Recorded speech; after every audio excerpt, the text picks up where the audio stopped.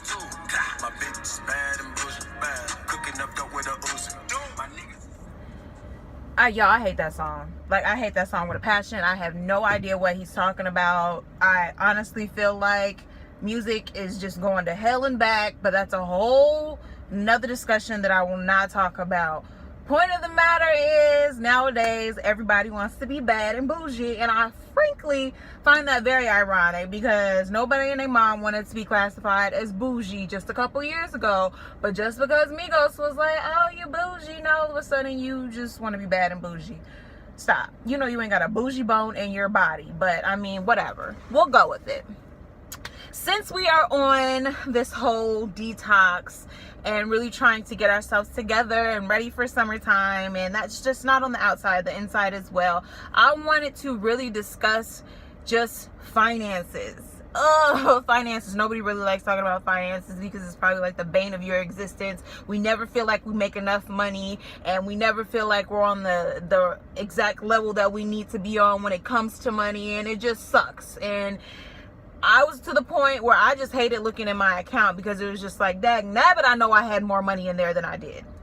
We've all been there. But I have definitely learned over the past couple of months, you would think that it would have been longer than that because I'm 28, but over the past couple of months of really knowing how to still continue to want to look good, be able to support myself, and still have a little money left over in the bank.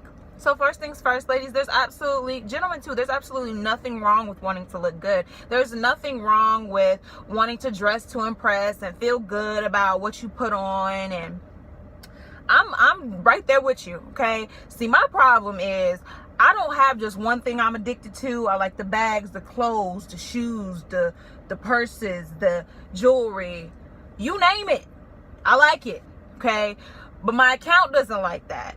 And I had gotten to a point where I was literally living paycheck to paycheck, and it had nothing to do with the bills. And a lot of times it doesn't have anything to do with the bills. It's because what my father has coined as miscellaneous spending, you know, eating out here, getting a pedicure here, getting a manicure there. Oh, they're having a big sale. Let me cop that real quick.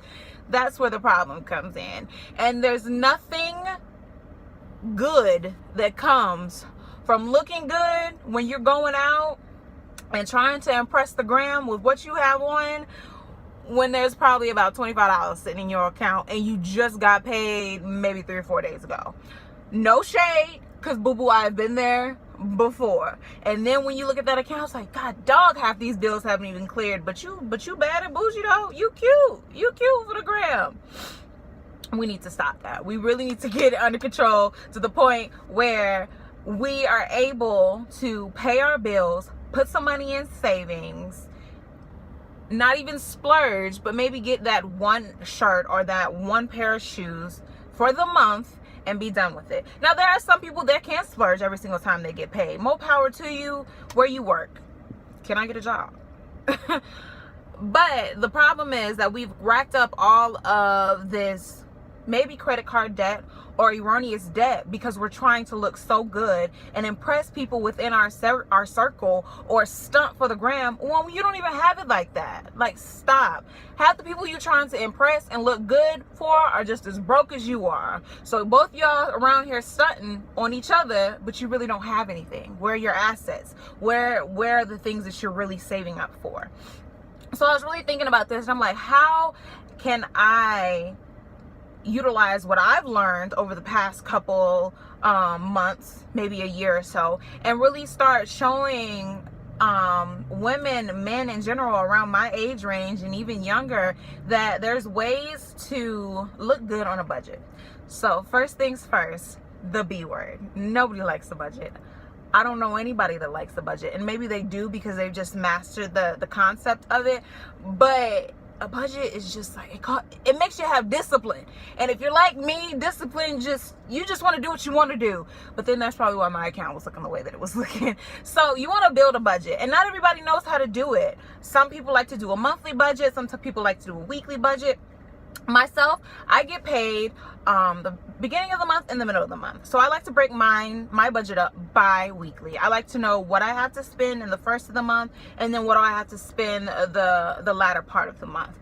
My mortgage comes out first of the month, and so that's a bulk of the money that I have. So I list it out by that. So I know these first 2 weeks of the month I have this amount of money to work with. The second 2 weeks of the month, the rest of the bills, I have a little more to work with. And I initially didn't know how to do a budget, so I solicited my dad's help a lot because he's good with numbers. Whoever you know that is good with money, good with Excel spreadsheet. Excel is amazing to use when it comes to a budget. Putting in a little formula, it calculates how much money you have left over, when you're gonna go in the negative, all that good stuff. And you don't necessarily have to use that. You don't have to use the Excel spreadsheet. I can't even talk. You use what works for you. And I'll actually put her information at the bottom of this video, but one of the girls I went to college with, Alexis Cradle, she is an amazing consultant to use when it comes to budgeting. So you definitely need to have people in your inner circle, in your network, that are good at various things, so you guys can start building each other up. Just a little nugget. So first things first, get a budget. Secondly, you have to start saving. You have to start saving. And that definitely, I learned that in these past couple of months with transitioning out of the military. And when I tell you them bills came pouring in, I was like, I can't. I called my dad the other day. I was like, Daddy, I'm drowning. I just don't understand. And it's gonna happen. It's gonna happen. Bills are gonna sometimes just come out of nowhere. Life happens, and when it rains, child, it's probably like a tsunami just overtaking you. But that's the beauty of saving. If you get into a point where you put a little bit away each pay period, if you're able to do that, then when those times come, you'll be okay. It's a matter of, now I do both emergency money as well as savings. And that emergency money is there for when times get hard. And not everybody is able to put away a good chunk of money into both savings accounts. Do what fits you, even if it's as small as $10 a month. That's money that you have that's sitting there in case times hit hard. And trust me, life happens, they will hit hard. And unless you just got that good old sugar daddy that just keeps making it rain for you, time's gonna hit, right? Third, credit cards. Oh, I remember my first credit card when I was in college, and the limit was like $300, and I definitely maxed that out, okay? I'm speaking from experience. Credit cards, I think credit cards can be a good thing if you have one, maybe two, that you're using to build your credit up, to, you know, buy airline tickets, something like that, and then you immediately pay it off. Not everybody does that. Not everybody has the ability to do that. So you have to be smart when it comes to credit cards. And so my challenge when it came to paying off credit cards, I was trying to put bulk amounts of money each month. And so then by the time I finished paying all my other bills and then get into the credit cards, I'm gonna just start using the credit card again because I don't have any money left. So like, and I was just doing it all wrong, and I was like, how do I do this? So again, my wonderful father, I was like, all right, Daddy, I really need to figure out how to pay off these credit cards because I want to have them paid off within a certain amount of time. Be realistic when it comes to paying off credit cards. If you know that you have a trip coming up, if you know that you have a big event coming up, if you know how just 1 month is going to be tight, don't sit there and be like, all right, in the next 2 months, I'm going to pay off these credit cards. Don't do that. What you have to do is start focusing on one credit card. It could be either the one with the most amount of money on it or the least amount of money on it. Put a lump sum towards that, and the other ones pay at least $10 or $15 more than a minimum. That way you're still making your payment. Strategically start paying off the credit cards in a timely manner. And once you pay them off, cut them up. Take it out of your wallet. Figure out what credit card it is you want to use and want to keep for a long period of time. Keep that one in your wallet and have discipline over it, and then cut the other ones up. I promise you, if you're like me, if it's there, you can have every intention in the world. Like, I'm not going to pay this, put this on the credit card. I'm not going to do it. I ain't going to do it. You're going to do it. You are. Because it's there. It's right in your face. You have to get rid of it. Just like when it comes to the savings. For me, and at the end of the day, you have to do what's best for you. But for my savings, I have it in a savings account that I can't touch. It's It's one of those I don't even have an ATM card or any kind of debit card towards. So if I need to get money out, I have to literally call them or log on and figure out how to access the money. That's what I do, because that keeps me from touching it. That's what I have to do for myself. So whatever works for you, do that when it comes to budgeting, when it comes to saving, when it comes to paying off those credit cards. And last but certainly not least, sometimes you got to stay offline, boo. It is so easy nowadays to shop. I used to tell myself, I'm not going out the house, because if I don't go out the house, that means I save money. Not no more, boo. No, because I can easily go on Instagram and be like, ooh, this boutique is having this sale today. Oh, that's cute. Knowing that I was not even looking at anything or wanting to purchase anything. But the minute that I scroll down my timeline, there's that one jumper that I just have to have in my life. No, you don't. You aren't even thinking about that outfit. You aren't even thinking about shopping. And all on my Instagram timeline, other than the people that I know and that I keep up with, is nothing but hair boutiques and clothing boutiques and shoes boutiques. That's it. So I literally have to stop following certain people and certain stores because they constantly have a sale. And by God darn it, if Fashion Nova has one more cotton picking sale, I'm gonna cut somebody. They always have like 20-30% off, always. And you know you don't need anything, but you buy it anyway, right? Discipline. And if you're not at that level yet, just stop following them. Just unfollow them. And you don't need it. 9 times out of 10, I love the meme that's like, I'm always hungry and I never have anything to wear, but yet I'm always eating out and I'm always shopping, or something like that. And that is me to a T. And it could be you, you know, like, use what's in your closet. I have to make a strategic effort to be like, you know what? I have literally a closet full of clothes, a closet full of shoes that I barely ever wear. Ever. So why am I buying more stuff when I'm not utilizing what I already have? 9 times out of 10, you have it. You have it, and you don't need that outfit.